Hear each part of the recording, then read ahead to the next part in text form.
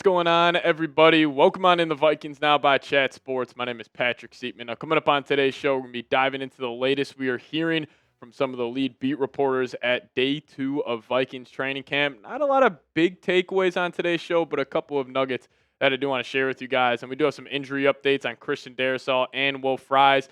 Dallas Turner, apparently he looks massive according to Alec Lewis. And also Brian Flores was talking to the media today. Now, one quick nugget here.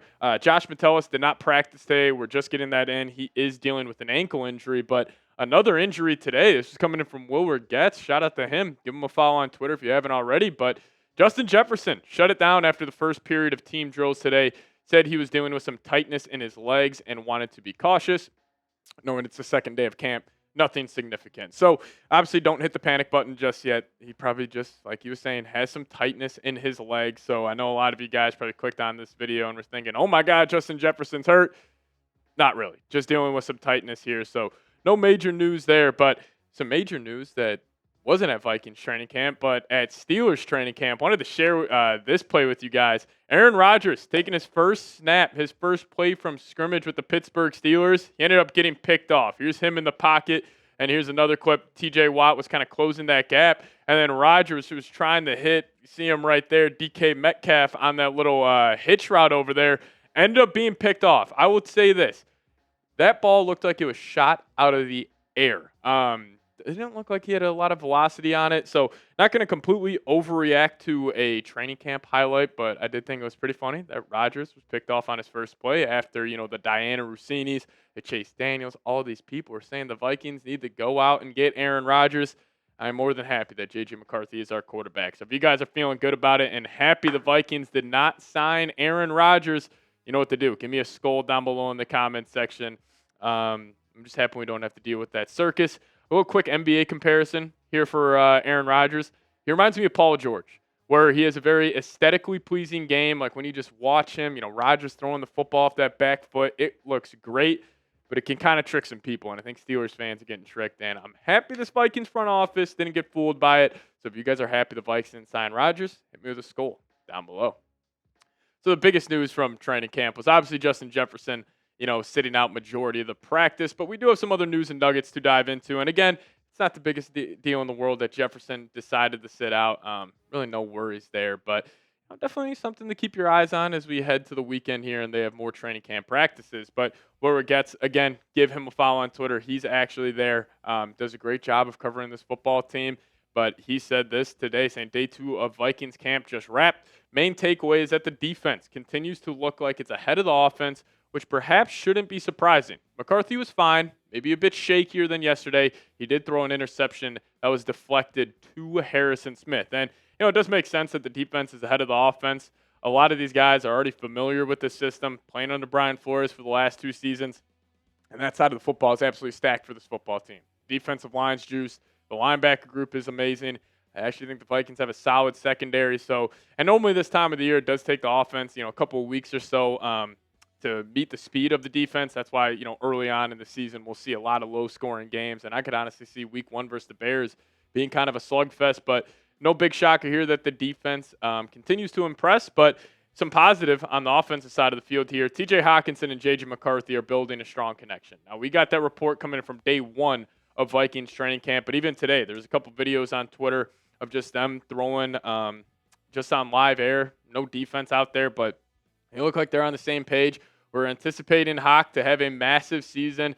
Finally had a full offseason of, truly being able to just work on himself, work on his body, not having the rehab from that torn ACL. So I think Hawk, honestly, I'd do a bad job of giving takes on him. I thought maybe he would be cooked at this point, coming off a couple major injuries, but I think he's going to prove a lot of us wrong and prove me wrong that he could, still be a top 5 tight end in the National Football League. But Theo Jackson, a huge X factor on the secondary for the Vikes. He apparently had a couple of nice plays. He had a nice PBU against J.J. McCarthy. And, he's going to have to fill in and play a massive role. With Cameron Bynum leaving in free agency, he's going to be that third safety in this rotation. As we know, Brian Flores, he runs 3 safeties on the field 97% of the time. So Theo Jackson will be out there a whole lot.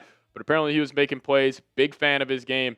And he had a nice PBU against McCarthy at practice. But also in the secondary here, Mekhi Blackmon, he was running with the second-team defense. So I'm assuming Flores and a lot of times the Vikings will give a look where it just be, two cornerbacks on the field. And that's probably going to be Byron Murphy and Isaiah Rodgers. They'll obviously have the 3 safeties, 2 linebackers. Sometimes we could see them line up 5 defensive linemen, especially this year with Van Ginkel, Turner, Gennard, and obviously Hargrave, Allen, Harrison Phillips on that D-line. You want to get those guys out there on the football field. So I could see a lot of, situations where the Vikings are almost running, nickel, but with 3 safeties instead of 3 corners. So Mekhi Blackmon getting some run with the second team there. Maybe he'll have a couple of games where he beats out Isaiah Rodgers to that spot, but I think they're very high on Rodgers, and this whole coaching staff loves him. Flores was pounding the table during this last offseason cycle to sign him, so I think it might be a little bit of an uphill battle for Blackmon to get some serious rotational minutes or rotational reps for the Vikes here, but he's running with the second team. But let me ask you guys this. I was talking about this on live the other day. If you could add a former Vikings player to this team, who would it be? Think about position of need here. Like, honestly, like a Randy Moss, Chris Carter, I don't really think the Vikings have too much of a need for those guys. Obviously, it would be sick. But the guy I landed on was give me a 2017 Xavier Rhodes. If you could just add that true lockdown corner, it allows Byron Murphy to play in the spot. It would add some depth to that cornerback room, as well as you just knock down Isaiah Rodgers and Mekhi Blackmon to the 3 and 4 spot. I would go 2017 Xavier Rhodes, but maybe you go like 2011 Adrian Peterson. You guys let me know, though. Former Vikings player to add to this team, who would it be?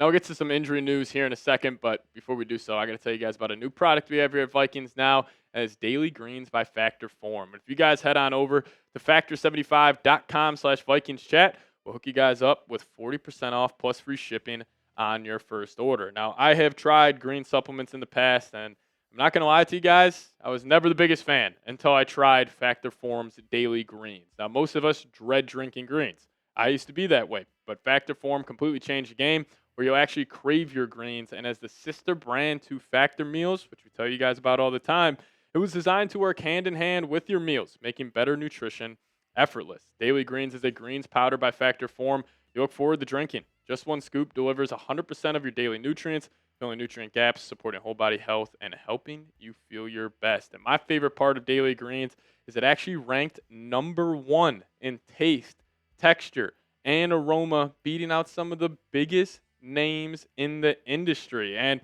within days from just taking Daily Greens by Factor Form, you'll feel a difference, more energy, less bloat, sharper focus. It's a daily habit that feels like a win because it tastes good and it makes you feel even better. So start your day right with Daily Greens by Factor Form at factor75.com/VikingsChat to get 40% off plus free shipping on your first order.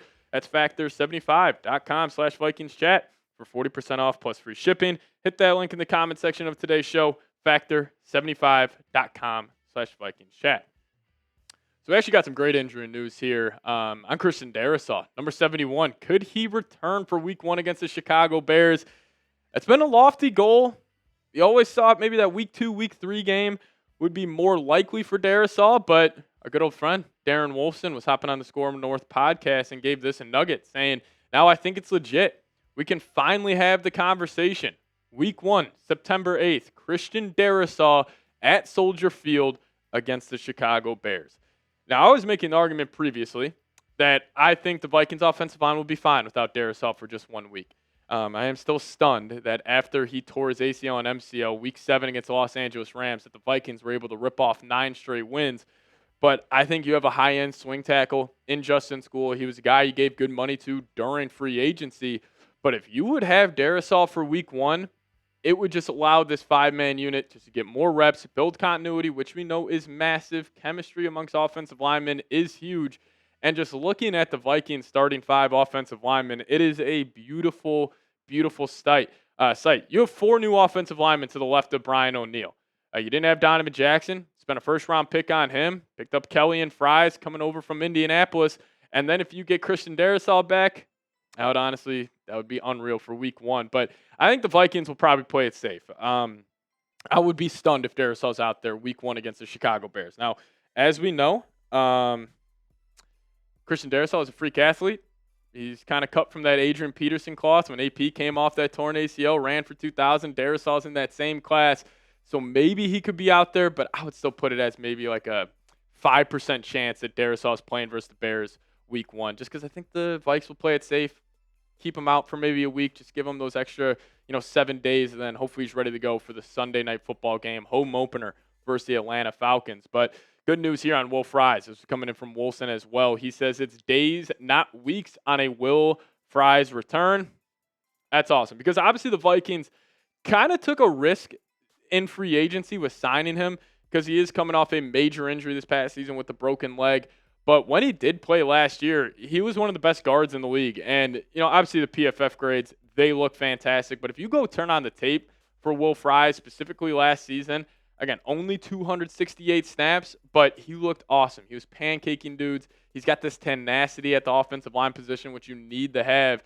And, Fries, like if he ends up working out and that 5-year, $88 million contract, that could look like a steal in a couple years. And the one kicker with Will Fries' deal is it being a 5-year contract. That was the only 5-year deal that was given out during the NFL free agency because a lot of these agents, they want to have that 2, 3, 4-year deal with the salary cap going up. You can get off that original contract, get to your next one, and get a pay bump. But 5 for 88 for Will Fries, that could honestly be a steal in a couple of years. It could be a steal next year if he plays the way he was with Indy this past season. But even with Fries and Kelly, like if they were coming from different teams, I would have a little more concern with the interior of the offensive line getting caught up to speed early on in the season. But with them already having that chemistry, them being able to help out Donovan Jackson at the left guard spot, I think the Vikings' interior offensive line could be absolutely disgusting.